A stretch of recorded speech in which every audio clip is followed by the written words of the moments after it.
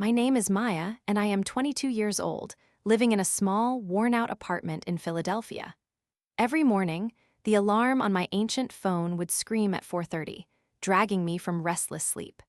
The first rays of dawn were just hinting at the sky as I brewed the cheapest coffee I could find, trying to wake my tired mind before heading out. I worked two jobs, a barista at a busy coffee shop from 5:30 in the morning until 1 in the afternoon, and then a cleaning job at an office building from 6 in the evening until 11 at night. In between, I'd grab a quick, cheap meal, study for my online community college courses, or simply collapse for an hour, wishing for more sleep. I was an orphan, raised through the foster care system, and when I turned 18, I was given a small amount of money and told to figure things out. Every day felt like I was walking a tightrope without a net. My biggest dream was simple: stability. I wanted to finish my degree, get a job where I didn't have to constantly worry about next month's rent, and maybe one day have a small garden on a balcony. But most days, the weight of the world pressed down on me, whispering doubts in my ear. Am I strong enough? Will I ever truly make it on my own? Or am I just destined to struggle like this forever? That was my internal nemesis, the fear of failing and ending up back where I started, completely alone with nothing. The apartment was tiny, but it was mine, and the thought of losing it was a constant, cold knot in my stomach. My landlord, Mr. Davies, was a kind but firm man who didn't tolerate late payments. And lately, rent was becoming a mountain I couldn't climb. My hours at the coffee shop were unexpectedly cut due to slow business, and then my cleaning shift was reduced by an hour each night. Suddenly, I was short by hundreds of dollars. I cut back on everything. I stopped buying coffee, making my own even cheaper brew. I ate ramen noodles and canned soup until I felt hollow. My old sneakers had holes in them, letting the cold Philadelphia dampness seep in, but new shoes were a luxury I couldn't afford. I tried picking up more shifts, begging my managers for any extra hour they could spare.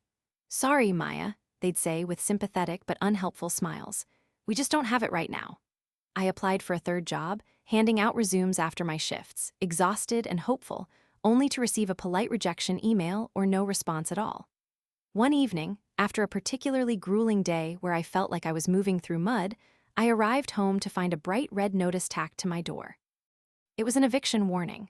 I was 2 months behind on rent, and if I didn't pay the full amount plus a late fee in 2 weeks, I would be forced to leave. My heart sank to my worn-out shoes. I sank to the floor in my tiny living room, the cold linoleum seeping into my bones. Tears welled up, blurring the already dim light from the street lamp outside. This is it, I thought. I tried, I really did. But I just can't do this anymore. All my fighting, all my effort, it felt like it was for nothing. The emptiness of being an orphan, of having no one to turn to, no family to call, no friend with a spare couch, was a heavy cloak wrapped around me. I felt truly, utterly alone with nowhere left to go. The eviction deadline loomed like a storm cloud. I spent my last few dollars on food, knowing I'd need strength for the days ahead, whatever they brought. I was preparing myself to call the shelter, to give up my apartment, to say goodbye to the only place I had ever truly felt belonged to me. The very next morning, a letter arrived.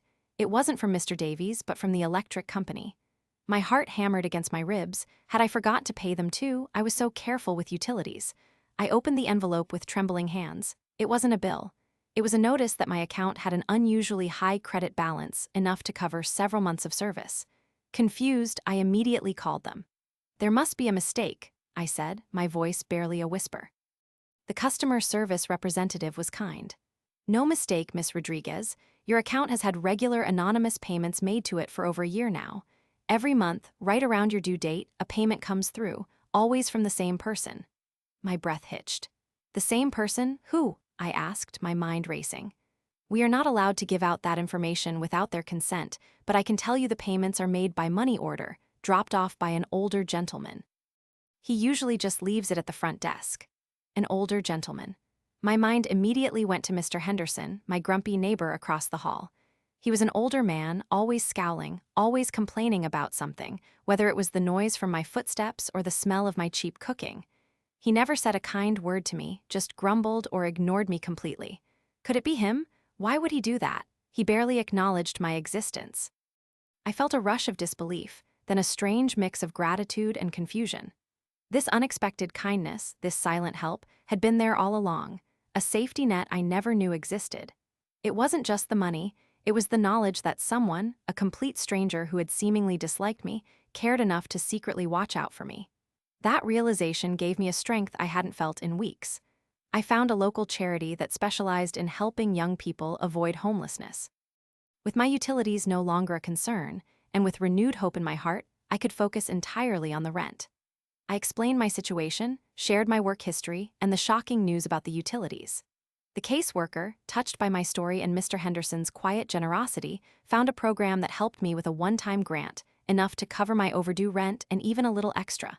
That night, I knocked on Mr. Henderson's door. He opened it slowly, his face as unreadable as ever. "Yes," he grumbled, his eyes narrowed. "Mr. Henderson," I started, my voice trembling slightly.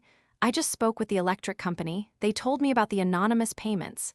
His face went pale and he looked away, clearly embarrassed. "Nonsense," he mumbled. "Must be a mistake." But I knew it wasn't. "Thank you," I said, tears welling up in my eyes. "Thank you for everything. For a whole year, you saved me."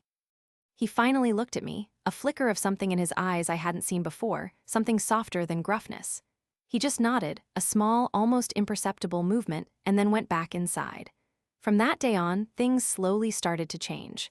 My hours picked up again, I got a small raise at the coffee shop, and with the pressure of eviction lifted, I could breathe. My relationship with Mr. Henderson became a quiet, enduring friendship. I'd bring him groceries when I went, knock on his door to check on him if I hadn't seen him in a while, and sometimes we'd sit on his porch, not saying much, but just enjoying each other's company. He still grumbled, but now there was a warmth beneath it. He told me he was an orphan too, many years ago, and that someone once helped him get back on his feet when he was my age. He saw himself in me, he said, and he just couldn't stand by. That act of kindness, that silent helping hand, taught me the true meaning of hope and connection. I finished my degree in social work, driven by a desire to help others who felt as lost and alone as I once did.